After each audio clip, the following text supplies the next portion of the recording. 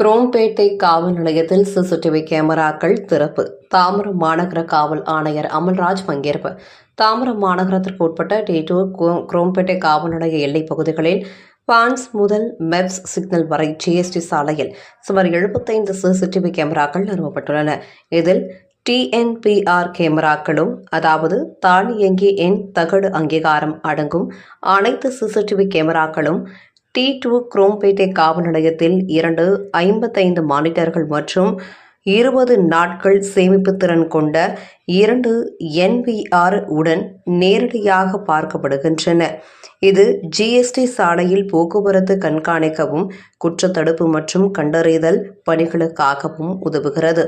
மேலும் 75 சிசிடிவி கேமராக்கள் இன்னும் ஓரிரு மாதங்களில் காவல் நிலையத்திலேயே பார்க்கும் அளவுக்கு செயல்படுத்தப்பட்டு காவல்துறையினரின் பணியை மேம்படுத்த உதவும் சிசிடிவி கேமராக்கள் தங்கு தடையின்றி செயல்படுவதையும், மற்ற உபகரணங்களையும் இதற்கென்று தனியாக 2 தொழில்நுட்ப வல்லுநர்கள் பணியமர்த்தப்பட்டுள்ளனர்.